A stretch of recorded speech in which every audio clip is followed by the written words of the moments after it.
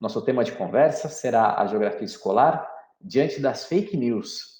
E a escolha desse assunto deu-se pela nossa percepção na condição de formador, de professores e de alguém que está em constante diálogo com vários colegas que atuam nos espaços escolares, de que tais instrumentos vêm ganhando um espaço importante, faltando discussões e que por vezes ganham inclusive um verniz de veridição, um verniz de legitimidade. Tudo isso assentado na mesma premissa atribuída a Goebbels, propagandista do ideário nazista, que já falava que uma mentira contada 1000 vezes torna-se verdade. Hoje, bastam talvez apenas alguns poucos disparos em um grupo de WhatsApp para que esse número de 1000 vezes acabe sendo facilmente ultrapassado. Com seu termo cunhado ainda no final do século XIX, as fake news ganharam peso especial no cotidiano coletivo há alguns anos, impulsionadas especialmente pelo advento das redes sociais. No âmbito da dita grande mídia, este termo aparece, talvez com um pouco mais de frequência, a partir da campanha presidencial nos Estados Unidos no ano de 2016. Hoje é sabido que, em alguma escala, a profusão de notícias falsas interfere no convívio social, na formação de crenças, na escolha de um partido ou de um candidato e na legitimidade atribuída aos saberes historicamente construídos e legitimados pela ciência. Em nosso país, são bastante conhecidos os casos de pessoas que foram agredidas ou até mesmo linchadas com base em fake news, além dos impactos que estas causaram também em campanhas de vacinação, por exemplo. A escola, por sua vez, lugar por excelência do processo de ensino-aprendizagem, acaba não ficando imune a tais fatos. Tampouco os sujeitos que a constroem. Dentre eles está o professor de geografia. E é com eles que conversaremos agora. Temos a alegria de apresentar os nossos convidados, um professor mestre, quase doutor já, Magno Emerson Barbosa, da Rede Municipal de Educação de Goiânia, e o professor doutor Cleiton Normando da Fonseca, da Universidade Federal do Mato Grosso, em Cuiabá. Dois grandes professores com os quais temos a honra de dialogar na noite de hoje. E eu faço questão de destacar que a escolha do convite ao professor Magno e ao professor Cleiton não foi algo aleatório, muito antes pelo contrário. O professor Magno tem uma vivência muito bacana e uma prática docente criativa e cidadã de fato na educação básica, além de ter produção no tema do nosso diálogo. Já o professor Cleiton tem uma vasta jornada na formação inicial de professores e eu sou testemunha de que essa jornada é sempre pautada no senso crítico e na crença perene de que podemos sim transformar o mundo também pelas aulas de geografia. Professor Magno, professor Cleiton, mais uma vez, muitíssimo obrigado pela participação de vocês. Saúdo também a presença de todos os colegas de todas as partes do Brasil que estão prestigiando essa nossa sessão de hoje. E eu passo de imediato a palavra ao professor Magno Emerson Barbosa, que é graduado, mestre e doutorando em Geografia pela Universidade Federal de Goiás. Professor Magno, seja muito bem-vindo ao Segundas Geográficas e a palavra é sua. Pronto. Isso aí. Todos me escutam bem? Tá tudo tranquilo aí na transmissão, no áudio? Bom. Muito bem. Ótimo, obrigado. Sou professor atuante da Rede Municipal de Ensino do município de Goiânia. Também atuo nas redes privadas e atualmente em processo aí de conclusão de doutoramento sob a orientação da professora Lana do IESA. Assim adianto também, não é um tema em que debruço no ato de pesquisar, no ato de dedicar uma atenção especial, mas adianto também que é um tema que me incomoda. Enquanto professor de ensino básico, no lidar cotidiano, as fake news é um fato social. Ela está presente na maneira em que esses sujeitos alunos, em que sujeitos professores também emitem suas opiniões, suas argumentações sobre determinado contexto, determinado fato político, determinado fato social. Então, por se incomodar diante de algumas notícias, de algumas perspectivas um tanto perigosas, é que nasce, então, esse desejo e essa vontade também de estabelecer esses diálogos acerca desse tema. Então, vamos lá.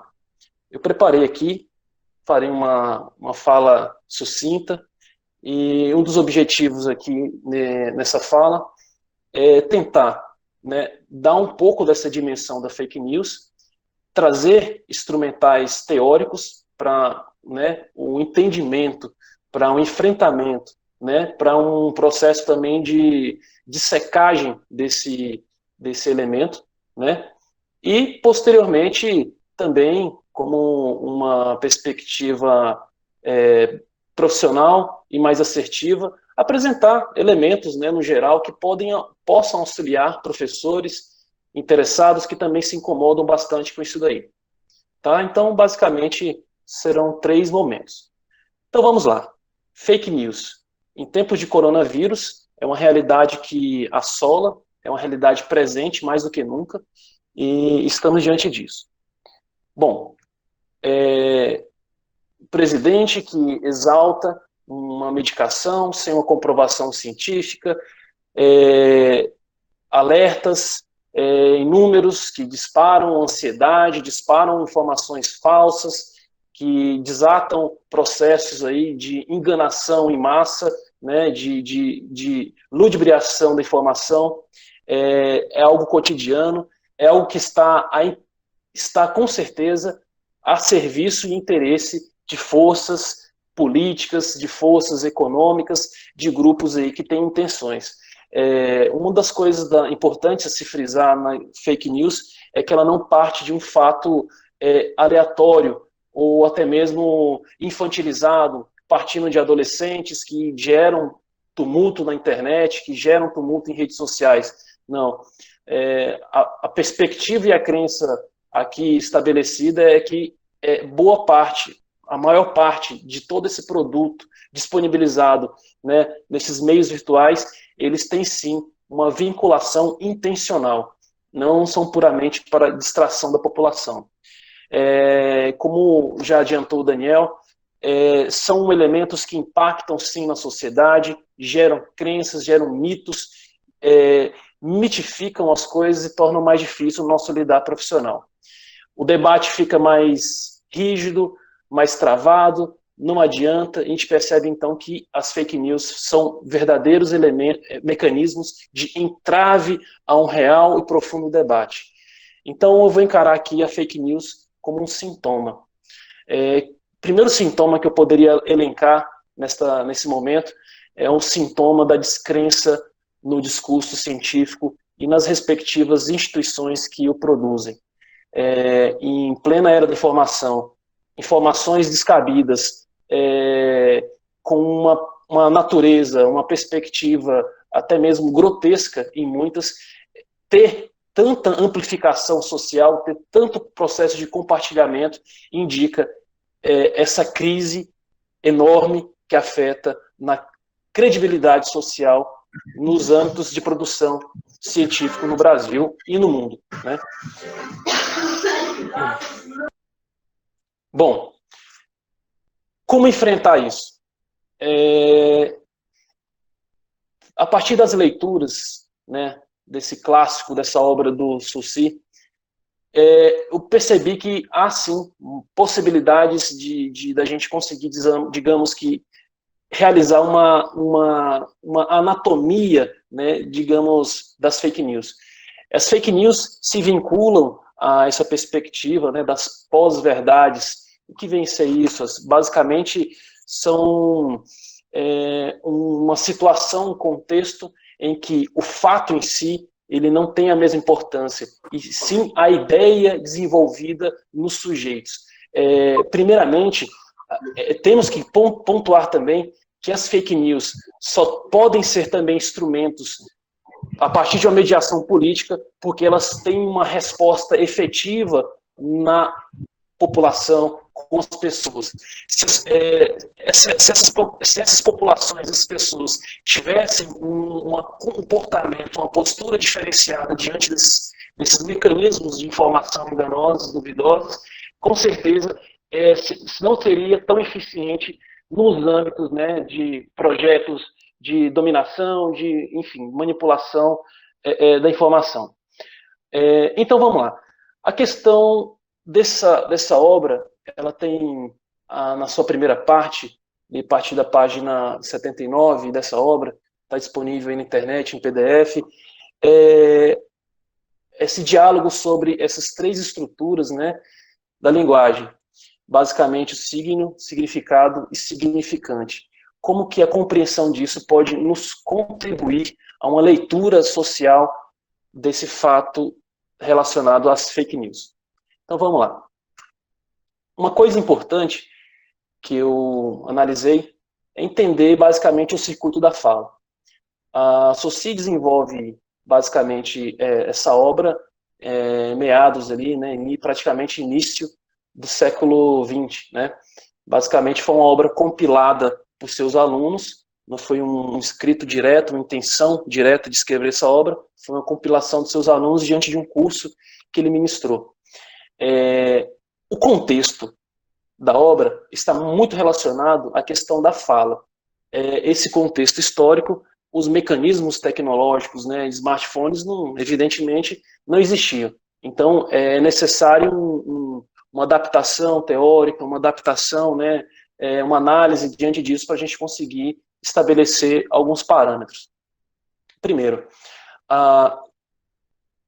os conceitos, né, entendidos também como significado ou como parte concreta, né, de um fato, por exemplo, uma árvore, a imagem acústica, né, a compilação de palavras que dão, né, esse conceito, que ele diante da concepção de Saussure, arbitrário, desde que, né, se fixem essas categorias aqui de significado e significante, elas assumem outra postura, que é basicamente que vai compor o que ele chama de signo. Signo é a concreção dessas duas categorias de significado e significante. Nesse contexto aqui do circuito da fala, vamos lá, se estabelece, então, a ideia entre os interlocutores. Essa ideia é pautada também de signos linguísticos, que a gente vai abordar um pouquinho ali adiante. Como que a questão das fake news pode adentrar um pouco nesse debate aqui, que a gente pode fazer algumas adaptações, Magno, né? Testar... Oi, sim. Por descuido, algum presente colocou uma apresentação sobreposta à sua, já foi retirada. Eu só peço que você reprojete a apresentação para nós, tudo bem? Ok, peraí. Funcionou, Daniel? Vai funcionar. Está carregando aqui, mas funcionará. Beleza. Então vamos lá, continuando. Basicamente, a aplicação, né, dessas ideias de Saussure entre esses elementos do signo, significado, significante, vai nos dar um instrumento, né, teórico e metodológico para a gente conseguir interpretar em maior profundidade o que bem significa isso daí. Por que que as fake news possuem essa adesão social tão grande? Né? Que mecanismos que elas conseguem traduzir para diversos sujeitos que, por exemplo, às vezes nunca tiveram uma leitura sistemática sobre um fato histórico ou econômico a respeito de capitalismo e comunismo, e consegue defender tão veementemente ideias demonizando, né, por exemplo, a questão do comunismo, ou até mesmo, né, nas suas outras vertentes. Né? Então, vamos lá. Acho que retomou aí a visualização. Então, vamos lá. A questão, para Saussure, língua e escrita são elementos distintos. A escrita, ela adquire uma função especial, dado essa característica atemporal que ela pode existir. Na sua materialização, ela consegue, então, perdurar, até mesmo atingir um público muito maior. Dentre essa perspectiva, num contexto de globalização, de amplo acesso às tecnologias, o Brasil aí tem uma proporção, um acesso enorme, em torno de 63%, segundo os dados aí do IBGE, dos brasileiros há sim acesso à internet direto e manipulam isso cotidianamente. Então, a utilização do elemento da escrita, né, ele potencializa esses elementos basicamente aqui, ó, de significantes em uma proporção muito maior. As tecnologias podemos entender, então, como dispositivos que permitem potencializar essas difusões.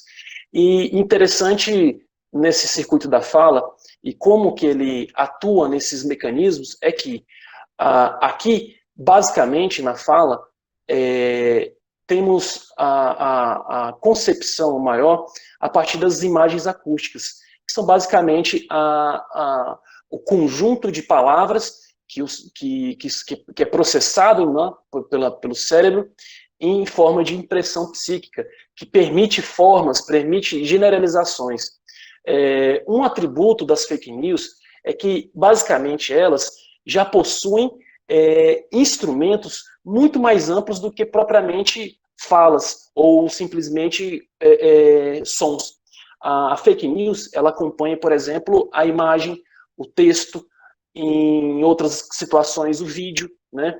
E há estudos aí que mostram que o acompanhar do texto com imagens potencializa em grande escala, né, a apreensão do sujeito diante desses objetos e conteúdos, né? Inclusive foi defendida a tese de um colega no Matheus Marquesan recentemente, em que ele fala bastante sobre isso. Bom, as fake news, então, podemos entendê-las enquanto uma experiência de linguagem. De que forma? Os signos, eles só vão conseguir estabelecer uma significação do real a partir do momento em que eles são relacionados, em que eles se interconectam. Nessa mesma forma, podemos compreender também, isso já é uma releitura, né, mais atual. Essa releitura eu busquei um pouco nas ideias do Christian Dunker, em que ele faz uma espécie de relação, né, da leitura de Saussure a partir de Freud e de Lacan, em que ele já vai colocar essa estrutura de signo de Saussure também como um elemento correlacionado, equivalente às representações, né, do real. Então, uma representação, ela basicamente só ganha sentido a partir do contato de outras. Então, o mecanismo das fake news, elas vão basicamente congregar redes de significações toscas, grotescas, mas elas oferecem, há essa intenção e há claramente os meios que produzem fake news, eles é nítido que eles dominam esses elementos teóricos da construção da linguagem, do desenvolvimento da mente, entre outras coisas. É importante, então, por exemplo, no lidar dessa temática na sala de aula, trazer essa dimensão, que as fake news, elas não são construções aleatórias, né? Elas carregam significantes que permitem o sujeito interagir no seu modo emocional, interagir no seu modo de experiências prévias, interagir a partir de preconceitos, ela pode instigar também a questão do medo, ela ser um fator significante a questão da homofobia, xenofobia, entre diversos outros elementos. Pensando bem, utilizando isso, né, em uma perspectiva de larga escala, manipular sensações, a emoção de um público pode servir para diversos interesses, como, por exemplo, processos relacionados à manipulação eleitoreira, né? Por exemplo, que impactos socioespaciais pode estar relacionado nesse processo, né, de significação que as fake news provocam em grande escala nos sujeitos, né? Então, é uma questão que aí norteou. Por exemplo, Brasil importou o que houve de pior na eleição dos Estados Unidos. Bem sabemos que a eleição do Donald Trump, ela serviu como um verdadeiro laboratório da utilização dessas informações em massa, basicamente mediado por bots, né, robôs, que dispararam informações de modo exaustivo até conseguir, de um certo modo, moldar certas concepções da população. Então, exatamente isso. A fake news, ela carrega representações significantes que permitem o sujeito, de um certo modo, se identificar.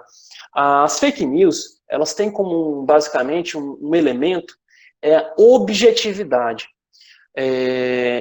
A objetividade e uma certa facilidade, uma assimilação, como se fosse um junk food, né? Uma comida, enfim, uma glicose de rápida assimilação. São processos comunicativos que de indivíduos, independente da sua escolaridade, conseguem interagir diante dessa informação. Esse elemento que carrega que as fake news, né, carregam, é algo para a gente compreender melhor, né?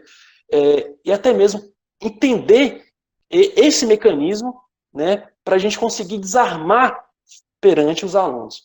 A fake news, então, como elemento carregado de significantes que potencializa no sujeito uma identificação, uma sustentação afetiva diante de um argumento falso, né? Então, entender esses mecanismos, né? Eu acho que fica aí uma dica, talvez um caminho, uma sugestão para quem tem um interesse em aprofundar sobre exatamente aplicar esses princípios da linguística, das ideias de Saussure, entre outros também pesquisadores que fazem essa abordagem, e tentar identificar esses mecanismos que, né, atuam tão veementemente nessa questão das fake news e nos seus apoiadores, né?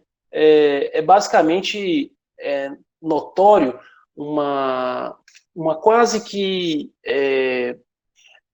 um fundamentalismo, né, que existe a partir da defesa dessas opiniões distorcidas. Então, algo que a gente precisa nos debruçar melhor. Bom, tem um levantamento também que eu identifiquei da USP sobre esses sites, né, que mais compartilham fake news. Eu fiz aqui, coloquei no slide para a gente aqui, basicamente está tendo esse probleminha de compartilhamento da tela, mas fica aí a possibilidade de compartilhar e terem acesso depois. Cientificismo Político, Correio do Poder, Crítica Política, Diário do Brasil, Folha do Povo, Folha Política, Gazeta Social, Implicante, Jornal Livre, Pensa Brasil, foram identificados como os 10 maiores veiculadores de notícias falsas no Brasil. E com uma perspectiva também mais procedimental diante desse tema, coisas que nos ajudam. É importante também frisar que fake news não é basicamente um elemento que atinge somente pessoas de baixa escolarização, enfim, pessoas também do meio acadêmico, entre outros, pessoas bem informadas acabam também escorregando, né, em algumas notícias dessa natureza. Então, por exemplo, em uma sociedade em que o meme, né, se torna então aí um produto, né, de formador de opinião, eu acho que a gente precisa adotar posturas diante dessa realidade mais coerentes, né? A ideia de se informar a partir de enunciados, né, a partir de chamadas ou memes, é uma coisa que é sorrateira nesse sentido. Então, uma dica, não leia só título, verificagem de autores, né, conhecimento a respeito do site, do contexto, né, do veículo, erros ortográficos geralmente são elementos muito presentes, data de publicação, é muito comum esses anacronismos, né, como foi dito. Uma coisa interessante também, a própria vivência dentro desse ambiente virtual nos induz a perspectiva de bolhas, né? É importante também ter uma ampliação, né, diante desses conteúdos que se acompanha para verificar, né? Fazer triangulações entre as ideias. E cuidado com basicamente textos chamativos, sensacionalistas, basicamente guardam bastante essa perspectiva.